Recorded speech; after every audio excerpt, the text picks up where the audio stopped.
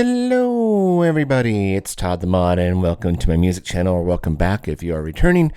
Hope you are all having a wonderful, or had a wonderful week. It is the week before Thanksgiving, and I was going to do a video from last week where I went to a Brass Armadillo vintage antique shop, I guess you could say, that has vinyl records. And I did do that. I shot some video footage there, walked away with tons of 45s, tons of vinyl LPs. But because it is almost Thanksgiving here in America, I am going to do something a little bit different. So there are some channels I discovered recently, and I'm going to put the links where links go to their channels.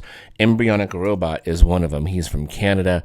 Really enjoying his content, and he just did a video about albums that are turkeys, right? And he got that from Americana Sam, or is it American Sam? I forgot. I'll put a link to his channel too. And he got the idea from a guy named Matthew Sweet, who also participated in that turkeys thread too. So we're going to do something a little bit different today. I usually don't talk about artists in a negative way, but this is going to be lots of fun because we're going to talk about albums that are turkeys. And I got quite a few. I had to actually go through my collection and find out all the turkeys I could find. And I did find quite a few, actually. So we're going to start. Thank you guys for the idea. Matthew Sweet, American Sam, and Embryonic Robot. I'll put links to their channels. Check out their channels. They're awesome. And they got some great content. So without further ado, let's move on. Let's dig into albums that are turkeys. And this is strictly my opinion, of course, but here we go. This is actually one I did get last week at the Brass Armadillo Antique Shop, which we'll talk about next week. But it is Kajagoogoo's White Feathers. All right. Now, we've all heard the song Too Shy. In fact, I have the song Too Shy on a few compilation CDs. Like one was a Wedding Singer soundtrack, and then one's Living in Oblivion. And I'm sure I have it somewhere else too, but I never owned the actual album. So I thought I'd take a chance. Yeah. Now we know why they're a one-hit. Now I know why they're a one-hit wonder band. I mean, I know Lamal went solo, and he too became a one-hit wonder with Never Ending Story. But I listened to this album in its entirety, and it's a turkey. What surprises me, I should say, is that Nick Rhodes from Duran Duran co-produced the whole album. I thought he just co-produced one song, Too Shy, but no, the whole album he co-produced. And you think he would have said to the guys, "Hey, lads, you need to write some better songs, because you can't polish a turd." And I think he tried to polish a turd, but it's still a turd. It's not a very good album. But because I paid very little for it, it'll stay in my collection. And if I try to trade it in, I probably wouldn't get very much money for it anyway. So yeah. Kajagoogoo, White Feathers. One-hit wonder band. Speaking of one-hit wonders, here's another one. Red Rockers, Good as Gold, or as, let me quote from a Beautiful South song, good as gold, stupid as mud. Because this album is pretty much stupid. Now, don't get me wrong, China is a great song. In fact, when I was in a band called the 80s Underground, we used to actually do that song, China. But it's just like they had one good song, and then they said, okay, guys, we need 9 other songs, and they just threw some chord progressions together, tried to do a melody or whatever, and it just falls flat. There's no catchy riffs, there's no catchy hooks to the songs. It's just not a very good album, but it stays in my collection because of the song China, which is a very good song. So in fact, where I usually shoot my videos is in the loft. And you can see I actually have 2 copies of this. One's very scratched, so it hangs on my wall, and this is actually the good copy. I'm not in the loft today. I'm in a bedroom here, a spare bedroom here, because we're cleaning right now, and it's very noisy. So this next one will surprise a lot of people and my friends or anybody watching this channel. I did a series on this band because besides the Smiths, they are one of my favorite bands of all time. And so that would be Toad the Wet Sprocket. Yes, I'm a big fan of them. I love them since the beginning. Bread and Circus, all the way up to this lovely album. Hear the sarcasm in my voice? It has a couple good songs on it. Starting Now, which is the title track, good song. Transient Whales, not a bad song. There's even a song with Michael McDonald, not a big fan of it. It falls flat, and I figured out why. Todd Nichols, who is a lead guitar player and sings a couple songs from Wet Sprocket, he was a big contributor to all their songs in the past. So a lot of the music you heard was written by Todd Nichols with the collaboration from Glenn Phillips and from time to time Randy and Dean Denning. He's missing on this. He did not co-write any of these songs. This is all Glenn Phillips. This is basically a Glenn Phillips solo album. And I'm not knocking Glenn Phillips as a solo artist. He's got some great solo stuff. In fact, his last solo album he just put out was wonderful. The problem is, I mean, he's putting out some solo albums too that I'm like, and this falls short. It's just not the Toad album that I've grown to love. The Toad sound I've grown to love. In fact, when they broke up after Coil, they took a lot of time off. Glenn Phillips had a solo career. Todd Nichols did Lapdog, and then Dean Denning and Randy Gus did other musical projects as well. Then they got back together and did an album called New Constellation. Wonderful comeback album. In fact, it's probably one of my favorite albums besides Fear. Okay, this one though, it just falls short. But I keep it in my collection because, it's your favorite group. You got to keep everything, they've ever put out. So it doesn't get played a whole lot, but there you go. Falls short. It's a turkey. Another turkey.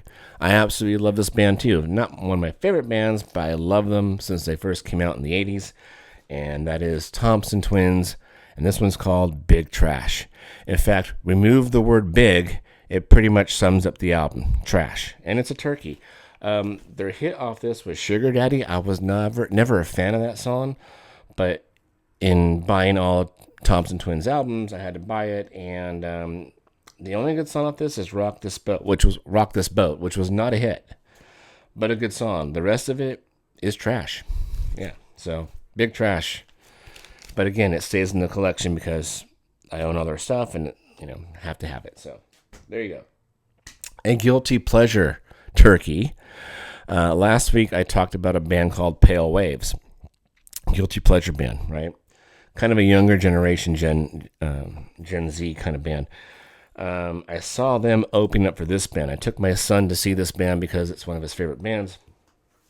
And that's the 1975. This was their third album, and it's called Notes on a Conditional Form, Music for Cars. It should be called Music to Fart By. I mean, it's just crap. I don't know. I remember there's maybe one or two good songs off here. I think Roadkill is okay. That's an okay song. Let me see here. I don't play it very much. Yeah, it's probably the only good song off of it. I remember an interview with Matt Healy saying that he produces art. And if that's true, this is art with a capital F. All right, there you go. So not a very good album. They did redeem themselves off the last two albums they did, but this one just falls really short. It's a turkey. Probably the neck of a turkey. So save the neck for me, Clark. All right, moving onward to a artist that I was introduced to by a good friend of mine in the 80s who's become such an influence for me besides the Smiths, Johnny Marr, Wet Sprocket, Crowded House. He's influenced me as a guitar player and a songwriter. And that's Marshall Crenshaw. I love his albums. I love all of them, except for this lovely one called Mary Jean and Nine Others. Mary Jean's like that girl you don't want to go out with, and you don't want to associate with her 9 other friends. That pretty much sums up the album. It's a turkey. There's not a good track off this album. And I've listened to it several times thinking that it might grow on me, and it's a t-shirt way too small, basically. It's a turkey. It's the gizzard of the turkey, if that's such a thing. He redeemed himself later, but this one, not a very good effort. So, turkey time. There we go. Most soundtracks I have in my collection I absolutely love, and we're going to talk about a soundtrack right now. But this one is a turkey. I've never seen this movie. This was given to me for free, and it's still shrink wrapped, and that's Vision Quest. It hasn't been opened yet. And the only good song off this, and some people might debate me on this one because Madonna's Crazy For You is on here, but I've never been a huge Madonna fan. The only good song is the Style Council's Shout to the Top. And I love that song because I have, I've heard that song because I have everything the Style Council's ever put out. But this is a horrible soundtrack. It stays in my collection because I got it for free. Somebody didn't want this, and okay, it's sealed, but I haven't opened it up because I looked at the trackings and I looked at the track listings and going, yeah, I don't like any of these artists, and except for the Style Council. So. And I doubt it goes for very much money, so I don't bother trading it in. So it stays in my collection, and it'll probably stay sealed for the remainder of my life. There we go. Moving right along. I love jazz music. A couple jazz artists are my favorite. George Benson. You could probably find a couple of his albums that are turkeys. But I also love just equally as much Earl Klugh. And I got this at the Brass Armadillo Antique Shop last weekend. It was going to be on this video anyway to show my findings from that last weekend. But I got this. It's called Earl Klugh's Soda Fountain Shuffle. And I listened to it a couple times. This is tentative turkey stuff right here. This is more of a R&B pop jazz album, in my opinion. And nothing wrong with R&B. I do love R&B. I don't mind some of the pop stuff that R&B's put out, but this, it's like Earl Klugh trying to be something he's not. All right. I didn't dig it. So far, I've tried it. I listened to it twice, and maybe it might take some more time to grow on me, but yeah, so far it's a turkey. So there we go. Let's move on to some CDs. Why not? This one may surprise some people too.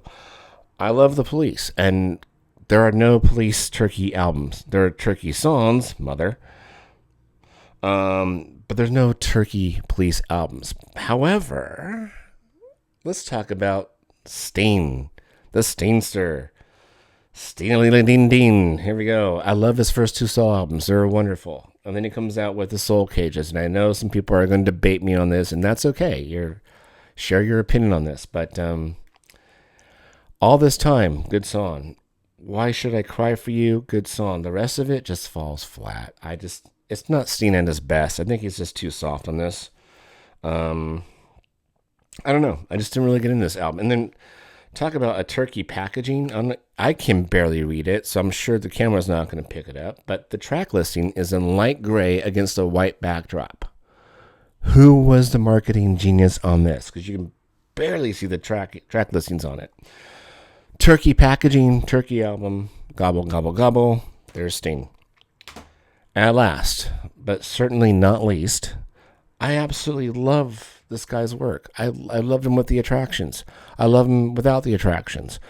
I love pretty much he's ever released. I have a lot of his stuff on vinyl and CD. What to say? Elvis Costello's Mighty Like a Rose, okay? If we're associating albums with parts of a turkey, this doesn't even cut part of the turkey. This is like turkey droppings, okay? The Other Side of Summer, great song. After that, the track listings are Turkey Droppings Part 2, Turkey Crap Part 3. I mean, he does such a great job. I mean, I'm just joking, of course, but his albums are so great, and then he releases this turkey. You know, and it's just not Elvis Costello at his best. I don't like this album at all. I don't listen to it except for that one song, which is The Other Side of Summer, which is the first song off of it. Other than that, it's a very disappointment from the king. Well, he's not Elvis Presley, but you know what I mean. Elvis Costello. So there are my turkey findings. I'm participating with the Happy Thanksgiving Turkey albums.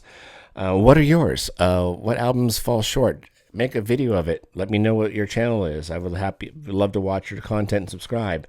Let me know in the comments below what you think are turkey albums, or if you agree or disagree with any of these showings today. Hey, if you like this video, please give it a thumbs up. Please hit the subscribe button. I want to thank you again for watching. if you're wondering about my update as far as my stroke recovery, I'm sitting down on the ground. I'm not in a wheelchair right now, so that's cool. I'm getting stronger. I'm still getting over a little bit of a cold from COVID, which is why I kind of sound funny, but things are moving along. So thank you for your support, and I hope you all have a wonderful Thanksgiving, and we will talk to you next week. Take care. Bye-bye.